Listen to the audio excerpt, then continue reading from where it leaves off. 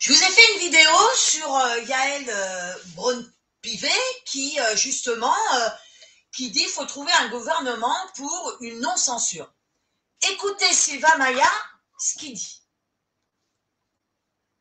Simple, qui sont des articles techniques, on a besoin tout simplement d'avoir début de budget, en tout cas un mode de fonctionnement. Deuxième point que vous soulevez, il nous faut trouver une majorité de non-censure. Non, mais c'est compliqué. Hein. C'est un élément de langage. C'est assez technique, mais pourquoi, en fait, c'était ça. C'est-à-dire qu'il faut qu'on ait un gouvernement qui ne soit pas renversé au bout d'un mois, 2 mois ou 3 mois. Et un gouvernement qui soit capable de faire passer un budget dans le mois ou mois et demi qui arrive. On peut le comprendre, mais pourquoi exclure 2 partis qui représentent peu ou prou la moitié, voire même les 2 tiers des Français? Nous avons toujours dit, nous, à Renaissance, que nous ne travaillons ni avec le Rassemblement national, ni avec la France insoumise.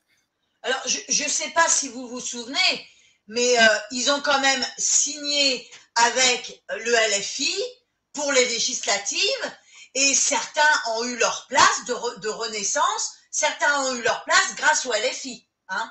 Mais M. Macron ne veut pas recevoir ni le LFI ni le RN parce que là, ils ne sont pas souverains, ce n'est pas des républicains. Continuez à écouter. Les deux, d'ailleurs, je le note, censuraient le gouvernement Barnier, ont d'ailleurs décidé de le censurer sur des motifs assez différents. L'un dès le début en disant que de toute façon, il ne voulait pas travailler, et LFI a dit que de toute façon, il n'était pas intéressé à rentrer dans une sorte d'entente de non-censure. Quant au Rassemblement national, on a vu ce qu'il a fait il y a quelques jours. Et les écologistes et les communistes et les socialistes qui ont aussi voté cette censure vont se retrouver tout à l'heure à l'Élysée. Alors, quelle est la logique de ce pacte de non-censure ? Je crois qu'ils bougent parce qu'ils entendent leurs électeurs qui leur disent c'est pas possible de laisser la France sans budget. On ne peut pas être en arrêt total. Alors, je ne sais pas si vous avez entendu, le LFI, comme il dit le LFI, enfin le NFP, hein, a voté la motion de censure, mais il est quand même reçu à l'Élysée. Mais c'est pas grave. Eux, ils ont voté la motion de censure, mais ils se préoccupent de leurs électeurs, contrairement au RN. Hein, soi-disant que le RN ne se préoccupe pas de ses électeurs, mais ce qu'il oublie de dire, c'est que si le RN a voté la motion de censure, c'est quand même aux taxes qui allaient être...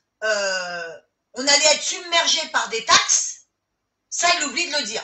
Le monde continue à avancer, et nous, en disant que c'est uniquement notre programme, alors que nous n'avons pas gagné les élections, comme nous tous d'ailleurs.